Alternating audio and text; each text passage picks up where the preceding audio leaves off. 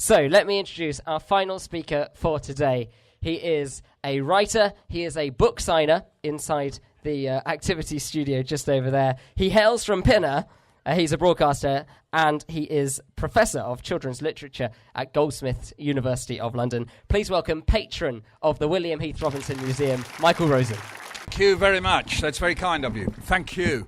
Well, my very first thought is just simply to congratulate you, all of you, every single person who's been involved in bringing this museum about. It is simply wonderful that it has happened, and perhaps some of you aren't aware of just how difficult and amazing that is, because believe me, there are people all over the country who've tried. So my very first thought is congratulations, or in the language of my parents, to keep the diversity going, mazel tov.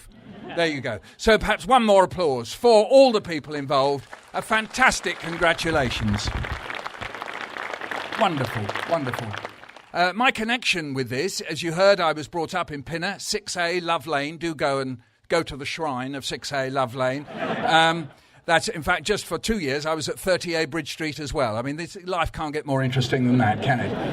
And in actual fact, I walked past West House every morning to and from school, certainly junior school at any rate. My first school was Pinner Wood and then West Lodge. So I walked past this house to and fro every day, played cricket just over there up against the pine trees, the fir trees just over there.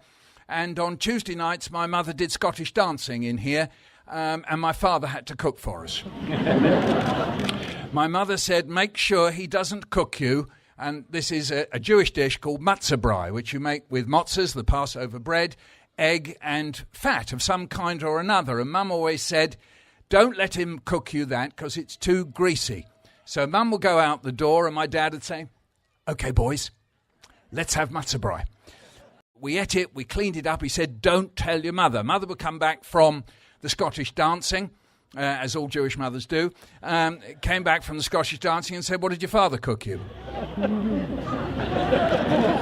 And you remember, you've always learned, never lie to your mother. So we'd say, stuff? What sort of stuff? Egg stuff? We got away with it. And I have another connection with Heath Robinson, which those of you who have seen the little film that we made for BBC, I have a broken front tooth. And the reason why I have a broken front tooth is that we used to make Heath Robinson go-karts, me and my friend Brian Harrison. And we came down Moss Lane, and just where it turns into Moss Close, on our go-kart, it turned over and over and over. And basically, I crashed the go-kart, and I smashed my front tooth just outside Heath Robinson's house. I didn't know this until we came to make the film, whenever it was, about 10 years ago, that in actual fact, all that time that we talked about Heath Robinson, in actual fact, there we were, go-karting. And the other way was that my brother, he read me the whole of the Professor Brainstorm books. And, of course, these are beautifully and wonderfully illustrated by Heath Robinson. The number of times we looked at the burglar-catching machine and nearly peeing ourselves with laughter, absolutely delighting and loving the Heath Robinson drawings. And we should say this, there's a way in this country that we demote people who draw like Heath Robinson, that somehow or other they're not like the great fine artists or great painters, and we tend to call them, we've got this other word, cartoonist or something like that. And this really overlooks something, is that Heath Robinson was someone who documented an era. When you look across his work, and I have to admit, I don't know all of it. I've got several books of it, and have obviously, as I say, the Brainstorm books.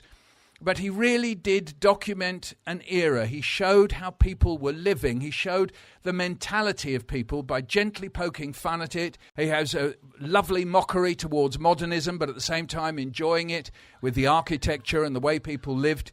And when we look at that, and it's as powerful and as important at looking at a history book or reading a novel, or indeed looking at great paintings. But it's wonderful that there is a special place dedicated entirely to Heath Robinson's work. So I am over the moon for about 10 different reasons. Now, to the machine. Hooray!